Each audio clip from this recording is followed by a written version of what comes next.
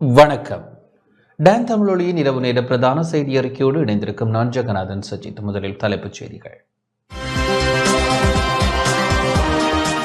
முன்னாள் ஜனாதிபதி மஹிந்த ராஜபக்ஷவிற்கு பாதுகாப்பு அச்சுறுத்தல் இல்லை என அரசாங்கம் அறிவிப்பு.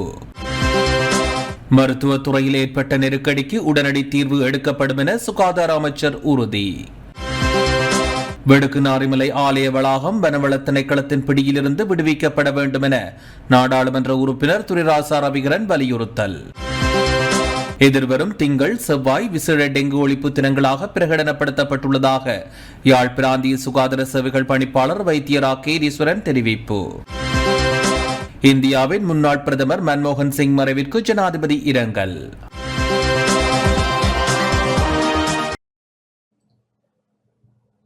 தொடர்வது முதன்மை செய்தி.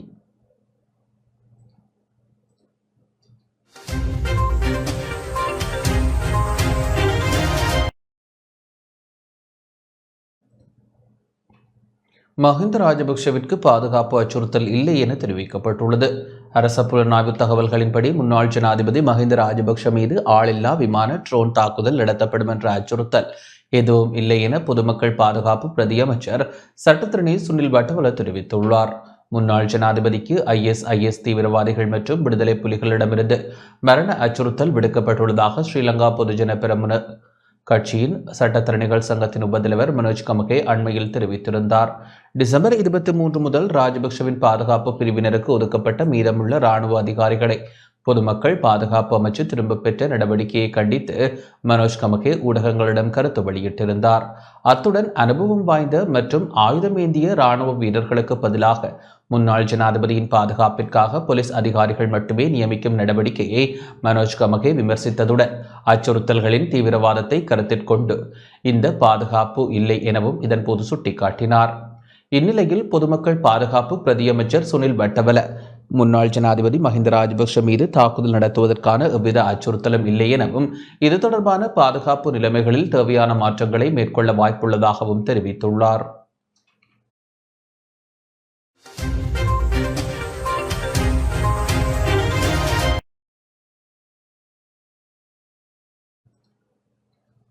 மருத்துவத்துறையில் ஏற்பட்ட நெருக்கடிக்கு உடனடி தீர்வு எடுக்கப்பட உள்ளதாக சுகாதார அமைச்சர் தெரிவித்துள்ளார். மருத்துவத்துறையில் ஏற்பட்ட நெருக்கடிக்கு உடனடி தீர்வு எடுக்கப்பட உள்ளதாக சுகாதார அமைச்சர் டாக்டர் நலிந்த ஜெயதீச தெரிவித்துள்ளார். கொழும்பில் இன்று இடம்பெற்ற பேரணியொன்றின் போது ஊடகங்களுக்கு கருத்து வெளியிடும் போதே அவர் இதனை தெரிவித்தார். சர்வதேச நுண்ணுயிர் கொல்லி எதிர்ப்பு வாரத்தை முன்னிட்டு சுகாதாரம் மற்றும் ஊடக அமைச்சின் ஏற்பாட்டில் இந்த பேரணி ஏற்பாடு செய்யப்பட்டது. கொழும்பு சுதந்திர சதுக்கத்திலிருந்து சுகாதார அமைச்சு வரை இந்த பேரணி முன்னெடுக்கப்பட்டது. சுகாதாரத்துறை எதிர்கொண்டுள்ள முதல் 10 அச்சுறுத்தல்களில் சர்வதேச நுண்ணுயிர் கொல்லி அச்சுறுத்தலும் ஒன்றாகும். உலகிலும் இலங்கையிலும் சர்வதேச நுண்ணுயிர் கொல்லியினால் இழக்கப்படும் உயிர்களின் எண்ணிக்கை அதிகமாகும். 2019 ஆண்டு அன்னளவாக இந்த நோயினால் 2300 பேர் பலியாகியுள்ளனர். அதேபோன்று நாட்டிற்கு மருந்து இறக்குமதி செய்யப்படும் போது பகிர்ந்தளிக்கும் போதும் அதற்கான அனுமதி மருந்து கட்டுப்பாடு பிரிவிற்கே வழங்கப்பட்டுள்ளது. மருந்து கொள்வனவு பகிர்ந்தளிக்கும் செயற்பாடுகளை ஸ்திரப்படுத்த வேண்டும். அதற்கான சட்டங்களை வலுப்படுத்த வேண்டும். தேவையற்ற மருந்து கொள்வனவால் நாட்டில் பொருளாதார நிலை பாதிக்கப்பட்டுள்ளது. சுகாதாரத்துறைக்கென அதிகளவு நிதி ஒதுக்கப்படுகின்றது. அதனை சிறந்த முறையில் பயன்படுத்த வேண்டும். வெடுக்கு நாரிமலை ஆலய வளாகம் வனவள திணைக்களத்தின் பிடியிலிருந்து விடுவிக்கப்பட வேண்டும் என நாடாளுமன்ற உறுப்பினர் துரைராசா ரவிகரன் வலியுறுத்தியுள்ளார். வவுனியா வடக்கு ஒலுமடு வெடுக்கு நாரிமலை ஆதிசிவன் ஆலயத்தில் தமிழ் மக்கள் நிம்மதியான முறையில் வழிபடுவதற்கான வழிவகைகளை ஏற்படுத்துமாறு வன்னி மாவட்ட நாடாளுமன்ற உறுப்பினர் துரைராசா ரவிகரன் வலியுறுத்தியுள்ளார். வவுனியா வடக்கு பிரதேச அபிவிருத்தி ஒருங்கிணைப்பு குழு கூட்டம் இன்று இடம்பெற்றது. இதன்போதே அவர் இவ்வாறு வலியுறுத்தினார். வெடுக்கு நாரிமலை சம்பந்தமானது இதில் அமைச்சர் எங்களோட சக பாராளுமன்ற உறுப்பினர்கள் இதை விளங்கிக் கொள்ளணும். ஆலய வழிபாட்டுக்கோ பொதுமக்கள் ஆலயத்துக்கு செல்வதற்கோ எந்த வித தடையும் இல்லை என்று உச்சநீதிமன்றம் தீர்ப்புக்கமைய வழிபாடுகள் நடைபெற்று வருகின்றன. அந்த ஆலயத்துக்கு செல்வதற்கான பிரதான வீதி உண்மையில் நான் பல தடவை போயிருக்கிறேன். அந்த வீதி சீராக அறவே இல்லை. ஒரு சமூகம் இல்லை, பல பேர் அந்த ஆலயத்துக்கு சென்று வணங்கி வருவது. அந்த வீதி உண்மையில முன்னைய ஆட்சி காலத்தில் கவனிக்கப்படையில் இந்த ஆட்சி காலத்தில் கவனிக்கப்படணும் என்றது என்ற தயவான வேண்டுகோள். இங்க போன சிவராத்திரி அன்று தண்ணி குடிக்க முடியாத நிலைமையில அங்க இருந்த பக்தர்கள் கஷ்டப்பட்டது, தண்ணி மறைக்கப்பட்டது. இந்த பாகுபாடுகள் நீக்கப்படும். அந்த ஆலயத்தின் பாதையை சீராக்கணும் அமைச்சர் அவர்கள் கவனத்தில் எடுங்கோ. வனவள திணைக்களத்துல இந்த ஆலயத்தின் பகுதி இருக்குன்னு இப்போ அந்த மக்கள் சொல்லுது. ஏதுப்பா இது நடுக எல்லாத்தையும் பிடிச்சு எங்களோட தனி குடியிருப்பு காணிய மட்டும் விட்டால் நாங்கள் என்ன செய்வோம்? நாங்கள் கும்பிடுறோம் இல்லையா? நாங்கள் விளையாடுறோம் இல்லையா? அப்ப நாங்கள் பயிர் செய்கிறோம் இல்லையா? நாங்கள் சிறுதானியம் செய்கிறோம் இல்லையா? எல்லா காணியையும் நீங்கள் பிடிச்சு கொண்டு வந்தால் நாங்கள் என்ன செய்யறது? தனியா இருப்பிடத்திலிருந்து என்ன செய்யறது? இப்படி ஒரு கேவலமான இயலாத தன்மையில தான் எங்களுடைய வவுனியா வடக்கு மக்கள் தண்ணியும் குடிக்க இல்லாமல் ஒரு ஆலயத்தில் போய் வழிபட போகாமல் இருக்குது. இந்த ஆலயம் பதிவு செய்கிற இருக்கிற இளைஞர்களை நீக்குங்கள். எதிர்வரும் திங்கள் செவ்வாய் விசேட டெங்கு ஒழிப்பு தினங்களாக பிரகடனப்படுத்தப்பட்டுள்ளதாக யாழ் பிராந்திய சுகாதார சேவைகள் பணிப்பாளர் வைத்தியர் கேதீஸ்வரன் தெரிவித்துள்ளார். யாழ் மாவட்டத்தில் தற்போது டெங்கு நோய் தாக்கம் அதிகரித்துள்ளதாகவும் நேற்று 18 பேர் டெங்கு காய்ச்சலால் பாதிக்கப்பட்ட நிலையில் வைத்தியசாலையில் அனுமதிக்கப்பட்டுள்ளதாகவும் யாழ் பிராந்திய சுகாதார சேவைகள் பணிப்பாளர் வைத்தியர் கேதீஸ்வரன் தெரிவித்துள்ளார். யாழ்ப்பாணம் பண்ணையில் உள்ள யாழ் பிராந்திய சுகாதார சேவைகள் பணிமனையில் இன்று இடம்பெற்ற ஊடக சந்திப்பின் போதே அவர் இதனை குறிப்பிட்டார். யாழ்ப்பாண மாவட்டத்தில் அண்மையில் பெய்த பருவமழைக்கு பின்னர் டெங்கு நோயின் பரம்பல் அதிகரித்து செல்வதை நாங்கள் அவதானிக்கக்கூடியதாக இருக்கின்றது. நவம்பர் மாதத்திலே யாழ்ப்பாண மாவட்டத்திலே 134 நோயாளர்கள் டெங்கு நோயுடன் இனங்காணப்பட்டிருந்தார்கள். டிசம்பர் மாதத்திலே இன்று வரை 165 நோயாளர்கள் இனங்காணப்பட்டிருக்கின்றார்கள். இந்த மாதத்திலே குறிப்பாக கடந்த வாரத்திலே நாங்கள் டெங்கு நோயாளர்களின் எண்ணிக்கை யாழ்ப்பாண மாவட்டத்திலே சடுதியாக அதிகரித்து செல்வதை அவதானிக்கக்கூடியதாக இருக்கின்றது. கடந்த டிசம்பர் மாதம் 24ஆம் தேதி 13 நோயாளர்களும், டிசம்பர் மாதம் 25ஆம் தேதி 18 நோயாளர்களும், டிசம்பர் 26ஆம் தேதி 11 நோயாளர்களும் இனங்காணப்பட்டிருக்கின்றார்கள். கடந்த வாரத்திலே நாங்கள் இந்த ஒரு சடுதியான அதிகரிப்பை நாங்கள் அவதானிக்கக்கூடியதாக இருக்கின்றது. இந்த வருடத்தின் இன்று வரையான காலப்பகுதியிலே 5649 நோயாளர்கள் டெங்கு நோயுடன் இனங்காணப்பட்டிருக்கின்றார்கள். ஒரு இறப்பு ஜனவரி மாதத்திலே யாழ்ப்பாண மாவட்டத்திலே ஏற்பட்டிருக்கின்றது. அண்மையிலே யாழ்ப்பாண மாவட்டத்திலே இந்த எலிக்காய்ச்சல் நோய் பரம்பல் ஏற்பட்டிருந்தது. லெப்டோஸ்பைரோசிஸ் என்று சொல்லப்படுகின்ற அந்த நோயின் பரம்பலானது தற்போது ஓரளவு கட்டுப்பாட்டுக்குள்ளே வந்திருக்கின்றது. எங்களுக்கு யாழ்ப்பாண மாவட்டத்திலே இன்று வரை 185 நோயாளர்கள் இந்த நோயுடன் இருக்கலாம் என நோட்டிஃபிகேஷன் என்று சொல்லப்படுகின்ற அறிவுறுத்தல்கள் எங்களுக்கு கிடைத்திருந்தன. அவற்றிலே இதுவரை 75 பேருக்கு இந்த நோய் இருப்பது உறுதிப்படுத்தப்பட்டிருக்கின்றது. யாழ்ப்பாண மாவட்டத்திலே 18 நோயாளர்கள் இந்த நோயுடன் சிகிச்சை பெற்று வருகின்றார்கள். கடந்த 24 மணித்தியாலத்திலே புதிதாக பருத்தித்துறை ஆதார வைத்தியசாலையிலே 5 நோயாளர்கள் எலிக்காய்ச்சல் நோயுடன் அனுமதிக்கப்பட்டிருக்கின்றார்கள். காலி கோட்டைக்கான பழைய கோட்டை நுழைவாயில் நாளை முதல் தற்காலிகமாக மூடப்பட உள்ளது.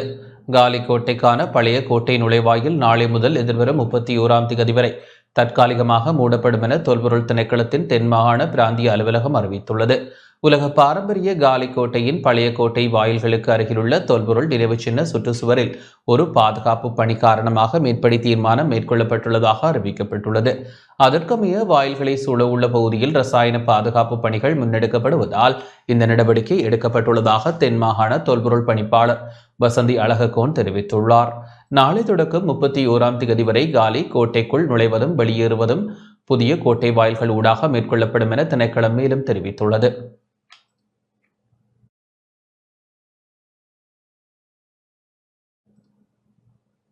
ஜனாதிபதி அனுரகுமார திசாநாயக்கவால் விசேட வர்த்தமானி வெளியிடப்பட்டுள்ளது. நாடளாவிய ரீதியில் அனைத்து நிர்வாக மாவட்டங்களிலும் பொது ஒழுங்கை நிலைநாட்டுவதற்காக ஆயுதப்படையினரை அழைக்குமாறு ஜனாதிபதி அனுரகுமார திசாநாயக்க உத்தரவு பிறப்பித்துள்ளார்.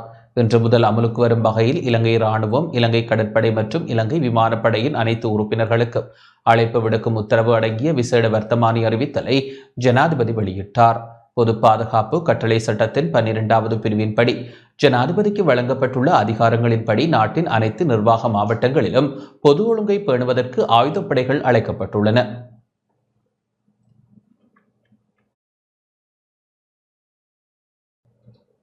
இந்தியாவின் முன்னாள் பிரதமர் மன்மோகன் சிங் மறைவுக்கு ஜனாதிபதி இரங்கல் தெரிவித்துள்ளார். இந்தியாவின் முன்னாள் பிரதமர் கலாநிதி மன்மோகன் சிங்கின் மறைவிற்கு இரங்கல் தெரிவித்து ஜனாதிபதி அன்ருகுமார் திசாநாயக்க தனது எக்ஸ் தளத்தில் பதிவொன்றை இட்டுள்ளார். குறித்த இரங்கல் செய்தியில் இவ்வாறு தெரிவிக்கப்பட்டுள்ளது. நான் எனது சார்பிலும் இலங்கை மக்கள் சார்பிலும் இந்திய குடியரசுக்கும் கலாநிதி மன்மோகன் சிங் அவர்களின் குடும்பத்தினருக்கும் உலகெங்கிலும் அவர் மீதான பற்றை வெளிப்படுத்தும் எண்ணற்றவர்களுக்கும் ஆழ்ந்த இரங்கலை தெரிவிக்கின்றேன். தொலைநோக்கு கொண்ட தலைவரான கலாநிதி மன்மோகன் சிங்கின் வழிகாட்டல் இந்தியாவிற்குள் மாத்திரம் மட்டுப்படுத்தப்படவில்லை. 2004 முதல் 2014 வரை இந்தியாவின் பிரதமராக அவர் செயல்படுத்திய கல்வி உரிமை சட்டம் மற்றும் மகாத்மா காந்தி தேசிய கிராமிய வேலைவாய்ப்பு செயல் திட்டம் போன்ற மாற்றத்துக்கான திட்டங்கள் என்பன சமத்துவம் தலையீடு தொடர்பிலான அவரது உறுதியான அர்ப்பணிப்பை பிரதிபலிக்கின்றன. சர்வதேச ஒத்துழைப்பிற்காக அர்ப்பணிப்புடன் செயலாற்றிய கலாநிதி மன்மோகன் சிங் நீண்டகால கூட்டுறவு கூட்டணிகளை ஆரம்பிப்பதற்கு ஒத்துழைப்பு வழங்கியதுடன் PRICS போன்ற அமைப்புகளுக்கு ஒத்துழைப்பு வழங்கியுள்ளார். இந்தியா அமெரிக்கா அணுசக்தி ஒப்பந்தம் போன்ற ஒப்பந்தங்கள் மூலம் அவரது சிறந்த ராஜதந்திரம் தெரிகின்றது. அவரது தன்னடக்கம், அறிவாற்றல் மற்றும் அரச சேவைக்கான அர்ப்பணிப்பு ஆகியவை நிச்சயமாக எதிர்கால சந்ததியினருக்கு ஒரு நிலையான முன்மாதிரியாகவும் ஊக்குவிப்பாகவும் அமையும். அவரது ஆத்ம சாந்தி அடைய வேண்டுகின்றேன் என ஜனாதிபதி அன்ருகுமார் திசாநாயக்க தெரிவித்துள்ளார்.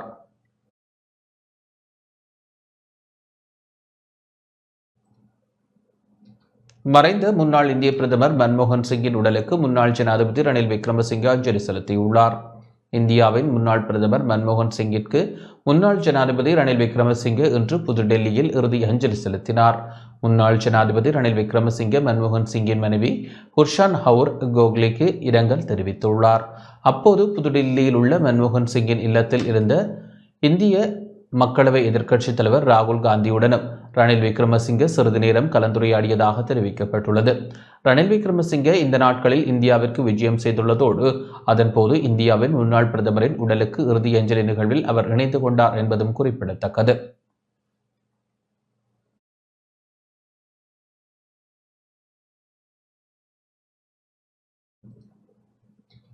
இந்திய இழுவைமடி தொழிலை அரசாங்கம் தடுத்து நிறுத்த வேண்டுமென யாழ் மாவட்ட கடற்தொழிலாளர்கள் கோரிக்கை விடுத்துள்ளனர்.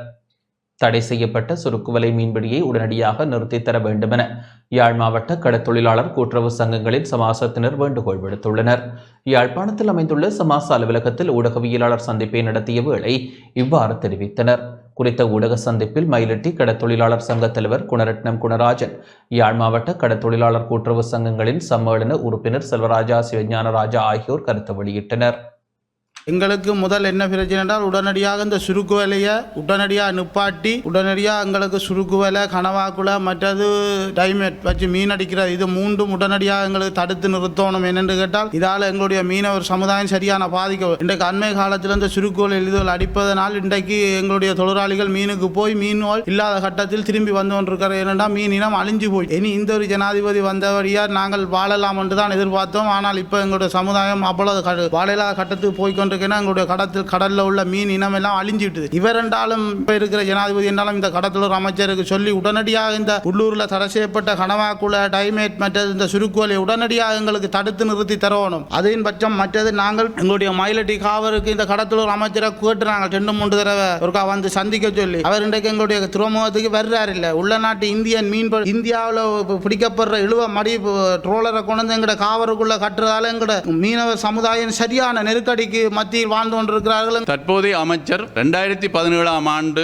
இழுவமடி தடை சட்டம் பாராளுமன்றத்தில் நிறைவேற்றுவதற்கு ஒழுங்கு செய்யப்பட்ட நேரம் எங்களோடு உறுதுணையாக பாராளுமன்றத்தில் இருந்து அந்த சட்டத்தை நிறைவேற்றி வைத்தார். அதன் தொடர்ச்சியாக யாழ்ப்பாணத்தில் இழுவமடி தடை சட்டத்துக்கு ஆதரவாக போராட்டங்கள் நடந்த வேளையில் பல போராட்டங்களிலும் புதிய அமைச்சர் அந்த கட்சியின் உறுப்பினராக எங்களோடு நின்று செயல்பட்டு இந்த வருடம் முற்பகுதியில் உண்ணாவிரத போராட்டம் எங்கள் சம்மேளனத்தால் நடத்தப்பட்ட போது ஒரு நாள் முழுவதும் எங்களோடு நின்று அனுசரணையாக நின்று செயல்பட்டவர். அவர் எங்களுடைய விடயங்களை நன்கு அறிந்தவர் என்ற வகையில் நிச்சயம் இந்த இழுவமடிக்கு எதிரான சட்டங்களை நிறைவேற்றி இந்த இந்திய இழுவமடியை தடுத்து நிறுத்தி எங்களுடைய மக்களுக்கு ஒரு அனுசரணையான செயல்பாட்டை செய்வார் என கூறி விடைபெறுகிறார்.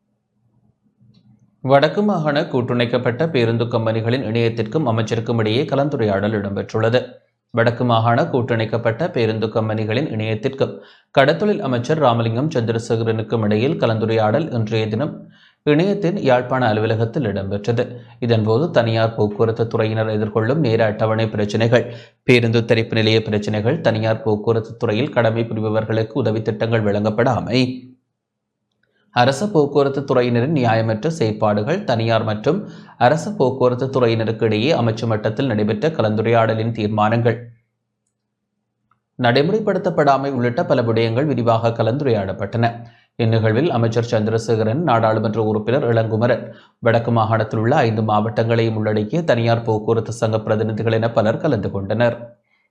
இந்த மீனவர்கள் தொடர்பிலான புதிய சட்ட மூலம் ஒன்று கொண்டு வர வேண்டிய தேவை இருக்கின்றது. கடந்த காலங்களில் அது உரையாடப்பட்டிருக்கின்றது. அந்த சட்ட மூலம் இன்றைக்கு அமைச்சரவைக்கு வந்திருக்கின்றது. அமைச்சரவை அதுக்கு மேலதிகமாக ஒரு ஆலோசனை குழு ஒன்றை நியமித்து அது சம்பந்தமாக கலந்துரையாடுவதற்கான கால அவகாசத்தை கேட்டிருக்கின்றது. அந்த அவகாசத்தில் நிச்சயமாக இருக்கின்ற மீனவர்கள், மீனவ சங்கங்கள், மக்கள் அனைவரோடும் உரையாடி அந்த மக்களுக்கு தேவையான சட்ட மூலமே நாளைக்கு சட்டமாக நிறைவேற்றப்படும்.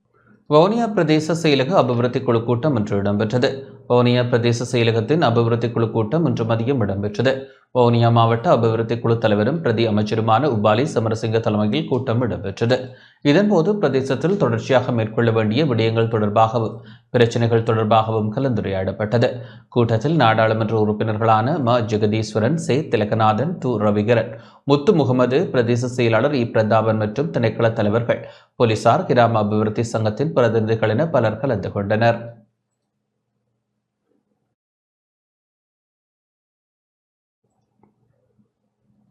வவுனியாவில் ஆசிரியர் பற்றாக்குறை அதிகமாக உள்ளது என நாடாளுமன்ற உறுப்பினர் சே திலகநாதன் தெரிவித்துள்ளார். வடக்கு மாகாணத்தில் இருக்கும் உயர் அதிகாரிகள் வவுனியாவும் வடக்கு மாகாணம் என உணர்ந்து கடமையாற்ற வேண்டும் என நாடாளுமன்ற உறுப்பினர் சே திலகநாதன் தெரிவித்துள்ளார். வவுனியாவில் இடம்பெற்ற நிகழ்வு ஒன்றில் கருத்து தெரிவித்த போதே அவர் இதனை தெரிவித்தார். சூடுவெந்தபுலவு பகுதியில் உள்ள பாடசாலையில் ஆசிரியர் இடமாற்றம் செய்யப்பட்டு புதிய ஆசிரியர் நியமிக்கப்பட்டு 6 மாதம் கடந்தும் அவர் அங்கு செல்லவில்லை. இதனால் அந்த மாணவர்களின் கல்வி நிலை பாதிக்கப்பட்டுள்ளது. செட்டிக்குளம் மகா வித்தியாலயத்தில் 2 வருடங்களுக்கு மேலாக இந்து நாகரிக பாடத்திற்கு ஆசிரியர் இல்லை. வவுனியா தெற்கு வலயத்தில் 23 கணித ஆசிரியர்கள் பற்றாக்குறை உள்ளது.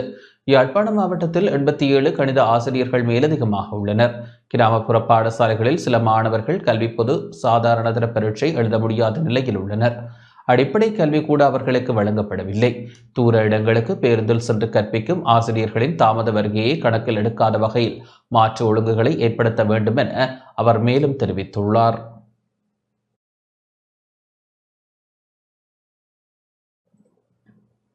மட்டக்களப்பில் 4ஆம் காலாண்டிற்கான கணக்காய்வு மற்றும் முகாமைத்துவ குழு கூட்டம் இடம்பெற்றது. மட்டக்களப்பு மாவட்டத்திற்கான 4ஆம் காலாண்டிற்கான கணக்காய்வு மற்றும் முகாமைத்துவ குழு கூட்டம் இன்று இடம்பெற்றது. மாவட்ட அரசாங்க அதிபர் ஜஸ்டினா முரளிதரன் தலைமையில் பிரதம உள்ளக கணக்காய்வாளர் SA சசிகரனின் ஏற்பாட்டில் பழைய மாவட்ட செயலக மாநாட்டு மண்டபத்தில் கூட்டம் இடம்பெற்றது. மாவட்டத்திற்கான கணக்காய்வு மற்றும் ஒதுக்கீடுகள் மற்றும் செலவினங்கள் தொடர்பான விடயங்கள் கலந்துரையாடப்பட்டதுடன் அடுத்த காலாண்டிற்கு மேற்கொள்ளப்பட வேண்டிய செயற்பாடுகள் தொடர்பாகவும் ஆராயப்பட்டது. மாவட்டத்தின் 14 பிரதேச செயலக பிரிவுகளிலும் மேற்கொள்ளப்பட்ட செயற்திட்டங்கள் மற்றும் நடைமுறைப்படுத்தப்படும் விடயங்கள் தொடர்பாக தெளிவூட்டப்பட்டது. கூட்டத்தில் தேசிய கணக்காய்வு முகாமைத்துவ திணைக்கள பணிப்பாளர் சுனில் ஜெயசேகர நிகழ்நிலை தொழில்நுட்பம் ஊடாக கலந்து கொண்டார்.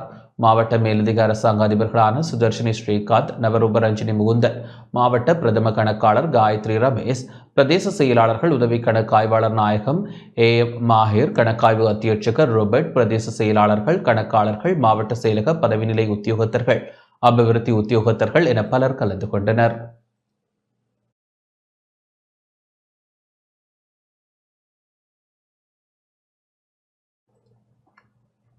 வவுனியாவில் 1387 ஏக்கர் நெற்காணிகளுக்கு இழப்பீடு வழங்க நடவடிக்கை எடுக்கப்பட்டுள்ளது. வவுனியாவில் அண்மையில் ஏற்பட்ட மழை வெள்ளப்பெருக்கு காரணமாக பாதிக்கப்பட்ட விவசாயிகளுக்கு இழப்பீடு வழங்குவதற்கான நடவடிக்கைகள் மேற்கொள்ளப்பட்டு வருகின்றது. அந்த வகையில் கமநல அபிவிருத்தி நிலையங்களின் கீழ் செய்கை பண்ணப்பட்ட 3529.25 ஏக்கர் நெற்செய்கை அழிவடைந்துள்ளதாக விவசாயிகளால் தெரிவிக்கப்பட்டிருந்தது. இந்நிலையில் அழிவடைந்த நெற்காணிகள் தொடர்பாக கமத்தொழில் அமைச்சின் கீழ் உள்ள காப்புறுதி சபையின் உத்தியோகத்தர்களால் மதிப்பீடு செய்யும் பணிகள் அண்மைய நாட்களாக முன்னெடுக்கப்பட்டு வந்தது. மதிப்பீட்டின் அடிப்படையில் 1387.5 ஏக்கர் நெற்காணிகளுக்கு இழப்பீடு வழங்குவதற்கு தீர்மானிக்கப்பட்டுள்ளது. ஒவ்வொரு ஏக்கருக்கும் தலா 14,400 ரூபாய் வீதம் இழப்பீடு வழங்கப்பட உள்ளதாக தெரிவிக்கப்பட்டுள்ளது.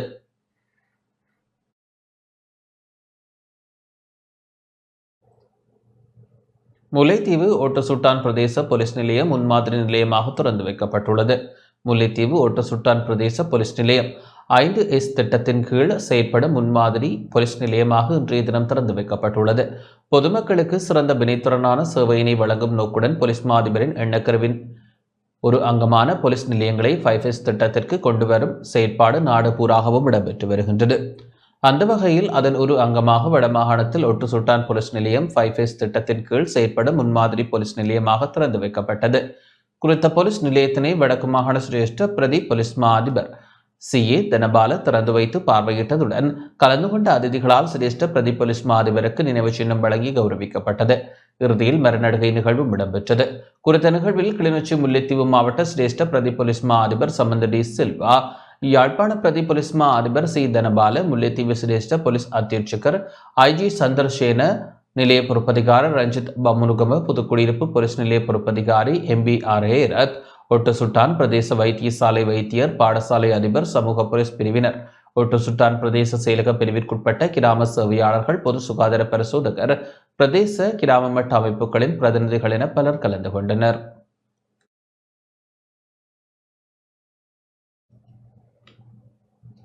வடக்கு மாகாண பொதுச்சேவை ஆணைக்குழு செயலாளராக இருந்த சிவகுருநாதன் திருவாகரனின் மணிவிழா நிகழ்வு இன்று இடம்பெற்றது. நேர்மையில் உறுதியாக இருப்பவர்களுக்கு அதற்குரிய வெகுமதி உரிய நேரத்தில் கிடைக்கும் என வடக்கு மாகாண ஆளுநர் நா. வேதநாயகன் தெரிவித்துள்ளார். வடக்கு மாகாண பொதுச்சேவை ஆணைக்குழு செயலாளராக இருந்த சிவகுருநாதன் திருவாகரனின் மணிவிழாவும் சேவை நேப்பும் நல்லூர் பிரதேச சபை மண்டபத்தில் இன்று இடம்பெற்றது. இந்நிகழ்வில் கலந்து கொண்டு உரையாற்றும் போதே அவர் இதனை தெரிவித்தார். இந்த நிகழ்வில் பிரதம விருந்தினராக கலந்து கொண்ட ஆளுநர் திருவாகரனை பாராட்டி பொன்னாடை போர்த்தி கௌரவித்தார். தொடர்ந்து திருவாகரனது சேவையை பாராட்டி நூலும் ஒலிநாடாவும் வெளியிட்டு வைக்கப்பட்டது. இந்த நிகழ்வில் வடக்கு மாகாண பிரதம செயலர் இளங்கோவன், மாகாண பொதுச்சேவை ஆணைக்குழுவின் தவிசாளர் ரோபினி வரதலிங்கம், வடக்கு மாகாண பொதுச்சேவை ஆணைக்குழு உறுப்பினர்கள், வடக்கு மாகாண பொதுச்சேவை ஆணைக்குழுவின் செயலராக பதவியேற்க உள்ள போ. குகநாதன் ஆகியோர் பங்கேற்றனர்.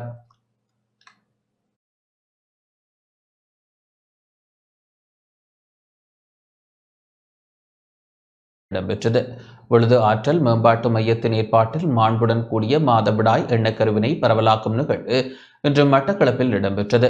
விழுது ஆற்றல் மேம்பாட்டு மையத்தின் நிகழ்ச்சி திட்ட அதிகாரி இந்துமதி தலைமையில் இடம்பெற்ற நிகழ்வில் பிரதம அதிதியாக மட்டக்களப்பு மாவட்ட அரசாங்க அதிபர் ஜஸ்டினா முரளிதரன் கலந்து சிறப்பித்தார். இளவயது திருமணம், பாலியல் துஷ்பிரயோகங்கள், போதைப்பொருள் பாவனை போன்ற சமூக நலிவு செயற்பாடுகளை குறைக்கும் நோக்கில் இந்நிகழ்ச்சி திட்டம் முன்னெடுக்கப்படுகின்றது. மட்டக்களப்பு சுகாதார வைத்திய அதிகாரி வைத்தியர் பிரசாந்தி உட்பட ஆசிரியர்கள், போலீசார், பொது சுகாதார மருத்துவமனைகள், சிறுவர் உரிமை மேம்பாட்டு உத்தியோகத்தர்கள் என பலர் நிகழ்வில் பங்கேற்றனர். மாதவிடாய் சம்பந்தமான அறிவு எங்களோட மாணவர்களுக்கும் இடையேயும் பெற்றோர்களுக்கு இடையேயும் குறைவாக இருப்பதன் காரணமாக அது பற்றிய தெளிவுபடுத்தலும் விழிப்புணர்வும் மாவட்ட ரீதியாக விழுதுகள் அமைப்பினூடாக மேலும் முன்னெடுத்து செல்லப்பட இருப்பதை நான் வரவேற்கிறேன். அத்துடன் இந்த நிகழ்ச்சி கூடாக மாணவர்களுக்கும் இளம் தாய்மார்களுக்குமான சானிட்டரி பேட்ஸ் விநியோகங்களையும் அவர்கள் நடத்த இருப்பதனால் அது இப்போது இருக்கின்ற பொருளாதார நிலைமையூடாக எங்களது சமூகத்திற்கு செய்யப்படும் ஒரு சிறந்த செயற்பாடாக எதிர்பார்க்கின்றோம். கிட்டத்தட்ட கடந்த 2019 நாங்கள் ஒவ்வொரு மாவட்டங்கள்லேயும் குறிப்பாக வடக்கு கிழக்கில் இந்த பெண்கள் சார்ந்த மாதவிடாய் சார்ந்து நாங்கள் பணியாற்றி கொண்டிருக்கிறோம். குறிப்பாக மாண்புடன் கூடிய மாதவிடாயை நாங்கள் ஒவ்வொரு தனியனுக்கும் எப்படி அது சார்ந்து அவர்கள் புரிந்து கொள்வதற்கான விழிப்புணர்வை முன்னெடுத்து கொண்டு வரோம். நாட்டில் சுற்றுலா பயணிகளின் வருகை அதிகரிப்புக்கு ஹரன் பெர்னாண்டோ வாழ்த்து தெரிவித்துள்ளார். 2 மில்லியன் சுற்றுலா பயணிகளின் வருகையை இலக்காக கொண்டு கடந்த அரசாங்கம் முன்னெடுத்த முயற்சிகளை தொடர்ந்து முன்னெடுத்து செல்லும் தற்போதைய அரசாங்கத்திற்கு முன்னாள் சுற்றுலாத்துறை அமைச்சர் ஹரன் பெர்னாண்டோ நன்றிகளை தெரிவித்தார். தனது உத்தியோகபூர்வ முகநூல் பக்கத்தில் பதிவிட்ட காணொளியில் 2024 ஆண்டிற்கான கணிப்புகள் நிஜமாகி இருப்பதில் முன்னாள் அமைச்சர் மகிழ்ச்சி அடைந்துள்ளதாக தெரிவித்தார். முந்தைய அரசாங்கத்தின் போது பூஜ்ய சுற்றுலா பயணிகளில் இருந்து ஆரம்பித்து கடின உழைப்பு இன்று பலன் அளித்தது என்று தெரிவித்தார். நாங்கள் இலங்கைக்குள் பறக்கும் விமானங்களை மட்டுப்படுத்தி 2022 7,09,000 சுற்றுலா பயணிகளின் வருகையுடன் முடிவடைத்தோம். முன்னறிவிக்கப்பட்டபடி 2023 சுற்றுலா பயணிகளின் வருகை 1.5 மில்லியனாக இருந்தது.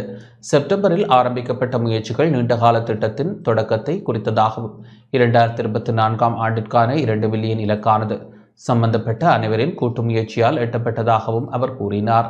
புதிய அரசாங்கத்திற்கும் சுற்றுலா அமைச்சிற்கும் தனது வாழ்த்துக்களை தெரிவித்த முன்னாள் அமைச்சர் ஆரம்பிக்கப்பட்ட பணிகளை தொடருமாறு வலியுறுத்தினார். சுற்றுலாத்துறை, சுற்றுலா மேம்பாட்டு ஆணையம், சுற்றுலா மேம்பாட்டு பணியகம் மற்றும் புதிய நிர்வாகத்திற்கு நன்றி தெரிவித்த அவர் 2025 ஆண்டில் 2.5 மில்லியன் சுற்றுலா பயணிகளின் அடுத்த மைல்கல்லை இலக்காக கொள்ளுமாறு கேட்டுக்கொண்டுள்ளார்.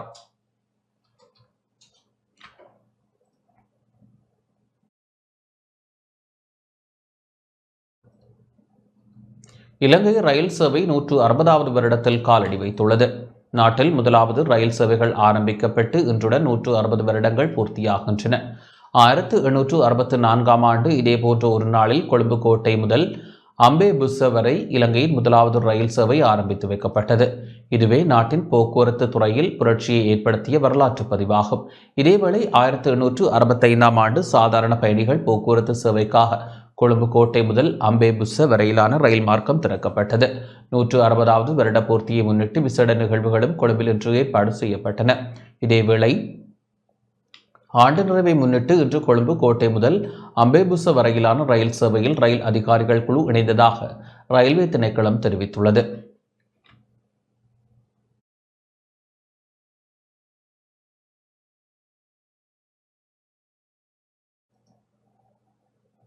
கொழும்பு கோட்டையிலிருந்து பதுளை வரையும், பதுளையிலிருந்து கொழும்பு கோட்டை வரையும் விசேட ரயில் சேவைகள் முன்னெடுக்கப்பட உள்ளன. கொழும்பு கோட்டையிலிருந்து பதுளை வரையும், பதுளையிலிருந்து கொழும்பு கோட்டை வரையும் இன்று, நாளை மறுதினம் ஆகிய தினங்களில் விசேட ரயில் சேவைகள் முன்னெடுக்க ரயில்வே திணைக்களம் நடவடிக்கை எடுத்துள்ளது. கொழும்பு கோட்டையிலிருந்து இன்றிரவு 7:30 மணிக்கும், நாளை காலை 7:45 மணிக்கும், பதுளையிலிருந்து நாளை காலை 7:05 மணிக்கும், கொழும்பு கோட்டையிலிருந்து 7:30 மணிக்கும் விசேட ரயில் புறப்பட உள்ளதாக ரயில்வே கட்டுப்பாட்டு அலுவலகம் தெரிவித்துள்ளது.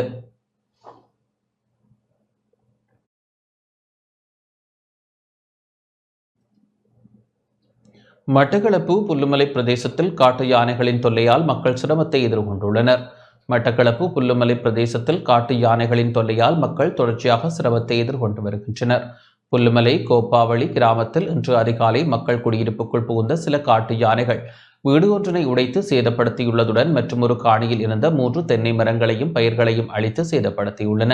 சுமார் 25 கிலோமீட்டர் தூரத்தில் உள்ள யானை தடுப்பு மின்சார வேலியினை கடந்து யானைகள் மக்கள் குடியிருப்புக்குள் நுழைந்து தொடர்ச்சியாக உடைமைகளை சேதப்படுத்தி வருகின்றமை குறிப்பிடத்தக்கது.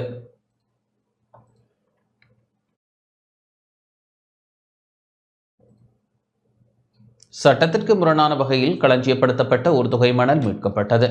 கிளிநொச்சி போலீஸ் பிரிவிற்குட்பட்ட நேவில் பகுதியில் சட்டத்திற்கு முரணான வகையில் களஞ்சியப்படுத்தப்பட்டிருந்த ஒரு தொகை மணல் கிளிநொச்சி மாவட்ட குற்றத்தடுப்பு போலீஸ் பிரிவினால் இன்று மீட்கப்பட்டுள்ளது. கிளிநொச்சி கரைச்சி பிரதேச செயலாளர் பிரிவிற்குட்பட்ட நேவில் கிராமத்தில் சட்டவிரோதமாக அகழ்ந்தெடுக்கப்பட்ட மணல் களஞ்சியப்படுத்தப்பட்டிருப்பது தொடர்பில் போலீசாருக்கு தகவல் வழங்கப்பட்டது. இதனையடுத்து சம்பவ இடத்திற்கு சென்ற கிளிநொச்சி மாவட்ட குற்றத்தடுப்பு போலீஸ் பிரிவினர் களஞ்சியப்படுத்தப்பட்டிருந்த மணலை மீட்டுள்ளதுடன் இது தொடர்பில் நீதிமன்றத்தில் வழக்கு தாக்கல் செய்வதற்கான ஏற்பாடுகளை மேற்கொண்டுள்ளனர்.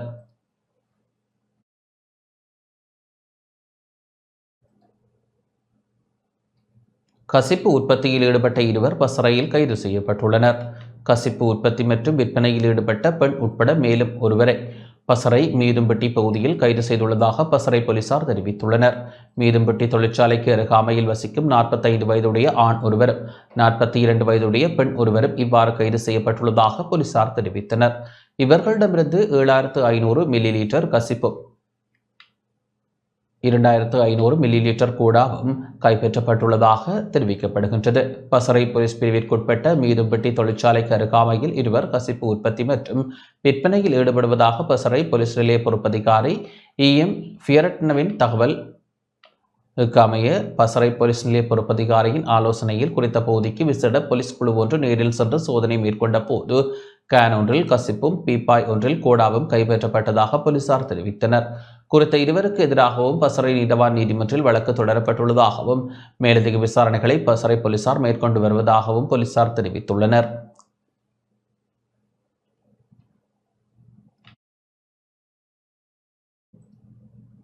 சர்வதேச புலம்பெயர் தொழிலாளர் தின நிகழ்வு மட்டக்களப்பு மண்முனை மேற்கு பிரதேச செயலகத்தில் இடம்பெற்றது. சர்வதேச புலம்பெயர் தொழிலாளர் தினத்தை முன்னிட்டு ஏற்பாடு செய்யப்பட்ட நிகழ்வுகள் மட்டக்களப்பு மண்முனை மேற்கு பிரதேச செயலகத்தில் இன்று இடம்பெற்றது. மண்முனை மேற்கு பிரதேசத்தில் சிறப்பாக செயற்பட்ட புலம்பெயர் தொழிலாளர் சங்கங்களில் பாராட்டி கௌரவிக்கப்பட்டதுடன் மகளவட்டான் மருதம்புலம் பெயர் தொழிலாளர் சங்கம் விசேட பாராட்டினை பெற்றது. இந்நிகழ்வில் புலம்பெயர் சங்க தொழிலாளர் சங்கங்களிலிருந்து தெரிவு செய்யப்பட்ட மாணவர்களுக்கு கற்றல் உபகரணங்கள் வழங்கப்பட்டது. வெளிநாட்டு வேலைவாய்ப்பு அபிவிருத்தி உத்தியோகத்தர்களின் ஒழுங்கமைப்பில் நிகழ்வில் பிரதேச செயலாளர் என் சத்யானந்தி, வெளிநாட்டு வேலைவாய்ப்பு அமைச்சின் மாவட்ட இணைப்பாளர் ஏ ரகுநாதன், கிழக்கிழங்கை தன்னம்பிக்கை சமூக எழுச்சி எஸ்கோ நிறுவனத்தின் உதவி பணிப்பாளர் பி கோதை நாயகி உள்ளிட்ட பலர் கலந்து கொண்டனர்.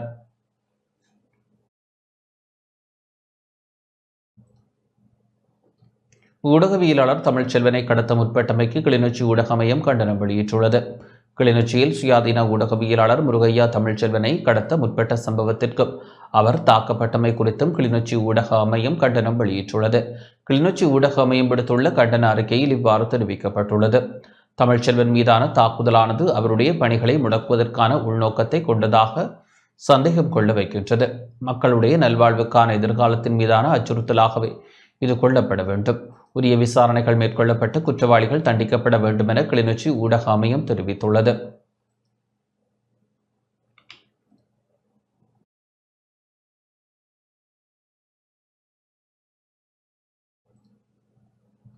சுயாதீன ஊடகவியலாளர் தமிழ்ச்செல்வன் மீதான தாக்குதல் குறித்து நீதியான விசாரணை இடம்பெற வேண்டும் என வலியுறுத்தப்பட்டுள்ளது. சுயாதீன ஊடகவியலாளர் முருகையா தமிழ்ச்செல்வன் மீதான தாக்குதல் குறித்து நீதியான விசாரணையை இடம்பெற்று குற்றவாளிகள் தண்டிக்கப்பட வேண்டும் என இலங்கை உழைக்கும் ஊடகவியலாளர் சங்கம் போலீஸ் மாதிபருக்கு கடிதம் ஒன்றை அனுப்பியுள்ளது. இந்த கடிதத்தில் குறிப்பிடப்பட்டுள்ளதாவது: கிளிநொச்சி மாவட்ட சுயாதீன ஊடகவியலாளர் முருகையா தமிழ்ச்செல்வன் மீது கிளிநொச்சி நகரில் தாக்குதல் நடத்தி வேனில் கடத்த முயற்சி ஒன்று நேற்று மாலை இடம்பெற்றுள்ளதாக அவர் இலங்கை உழைக்கும் ஊடகவியலாளர் சங்கத்திற்கு வெளிப்படுத்தியுள்ளார். கடமை நேரத்தின் பின்னர் மோட்டார் சைக்கிளில் வீடு திரும்பிக் கொண்டிருந்த தமிழ் செல்வனை பின்தொடர்ந்து வந்திருந்த வேன் வண்டி யாழ்ப்பாணம் கண்டி வீதியில் வழிமறைத்து கடத்தலை முன்னெடுக்க முற்பட்டுள்ளது. கடத்தல்காரர்களிடமிருந்து தப்பித்து செல்ல முயன்ற தமிழ்ச்செல்வன் மீது தாக்குதல் நடத்தப்பட்டுள்ளது. காயங்களுடன் அவர் கிளிநொச்சி வைத்தியசாலையில் அவசர சிகிச்சை பிரிவில் அனுமதிக்கப்பட்டு சிகிச்சை பெற்று வருகின்றார்.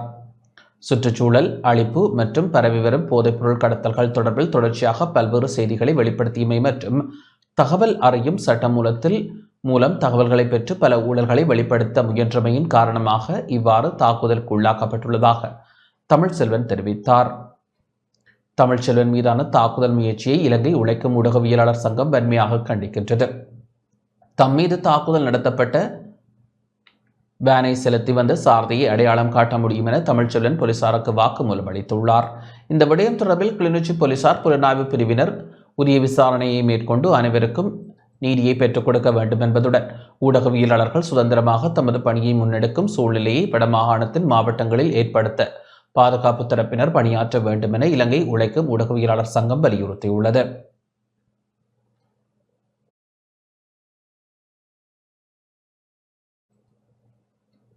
ஒற்றையாட்சி அரசின் கீழ் எந்த அதிகார பரவலாக்கமும் சாத்தியமில்லை என நாடாளுமன்ற உறுப்பினர் கஜேந்திரகுமார் பொன்னம்பலம் தெரிவித்துள்ளார். அரசியலமைப்பிற்கான 13வது திருத்தம் தொடர்பாக இந்தியா இனிமேல் பேசாமல் விட்டால் அதனால் பெருமளவுக்கு மகிழ்ச்சி அடையக்கூடிய ஒருவராக தானே இருப்பார் என நாடாளுமன்ற உறுப்பினர் கஜேந்திரகுமார் பொன்னம்பலம் எக்ஸ் சமூக ஊடகத்தில் தெரிவித்துள்ளார். தங்களது பிரச்சினைக்கு தீர்வாக 13வது திருத்தத்தை பெரும்பான்மையான தமிழ் மக்கள் ஏற்றுக்கொள்ளவும் இல்லை என அவர் மேலும் தெரிவித்தார்.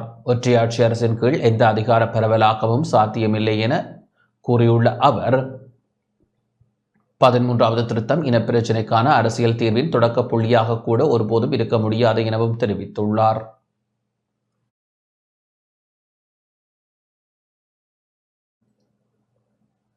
அம்பாறை சாய்ந்தமருது கடற்கரை பூங்கா புனரமைப்பின் தரம் குறித்து கல்முனை மாநகர ஆணையாளர் ஆராய்ந்துள்ளார்.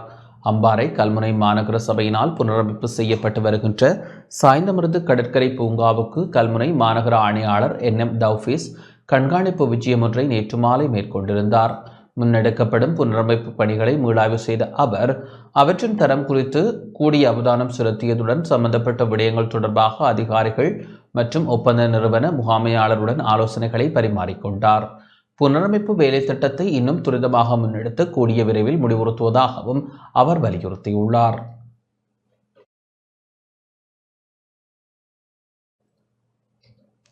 மட்டக்களப்பு மண்முனை வடக்கு எதிர்நீச்சல் மாற்றுத்திறனாளிகள் அமைப்பின் கௌரவிப்பு நிகழ்வு சிறப்பாக இடம்பெற்றது.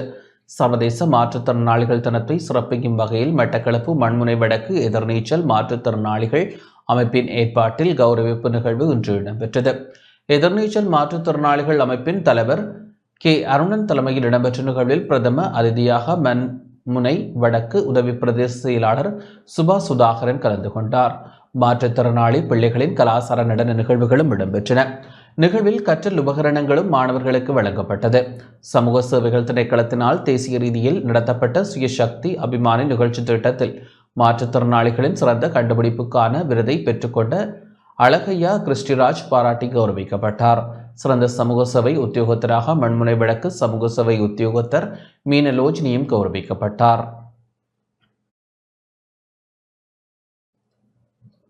திருகோணமலை விருகலில் பாலூட்டும் தாய்மார்களுக்கு உலருணவுப் பொதிகள் வழங்கப்பட்டன.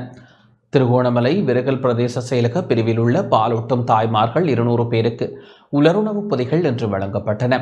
அருணோதயம் அமைப்பினால் வழங்கப்பட்ட உலருணவுப் பொதிகள் பிரதேச செயலாளர் MAM அனஸ் தலைமையில் பயனாளிகளுக்கு கையளிக்கப்பட்டது. அருணோதயம் அமைப்பினர் விருகல் பிரதேச செயலக அபிவிருத்தி உத்தியோகத்தர்களும் உலருணவு வழங்கலில் கலந்து கொண்டிருந்தமை குறிப்பிடத்தக்கது.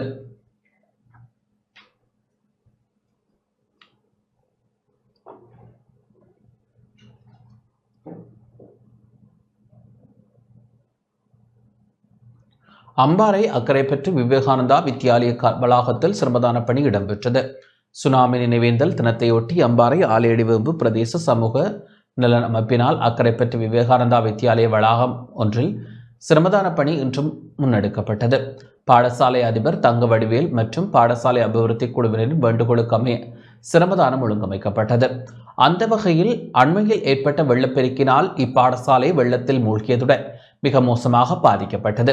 இதனால் பாடசாலையின் உட்புற வெளிப்புற சூழல் அசுத்தமடைந்திருந்தது. இதனால் 2ஆம் தேதி கல்வி நடவடிக்கைகளுக்காக பாடசாலைகள் மீளவும் திறக்கப்பட உள்ள நிலையில் மாணவர்களின் நலன் கருதி இச்சிரமதான பணி முன்னெடுக்கப்பட்டது. ஏனையின் வீதியின் சில பகுதிகளில் பாரிய பள்ளங்கள் காணப்படுகின்றன. ஏனையின் வீதியில் எழுதுமட்டுவாளுக்கும் முகமாலைக்கும் இடைப்பட்ட பகுதியில் பாரிய பள்ளங்கள் காணப்படுகின்றன.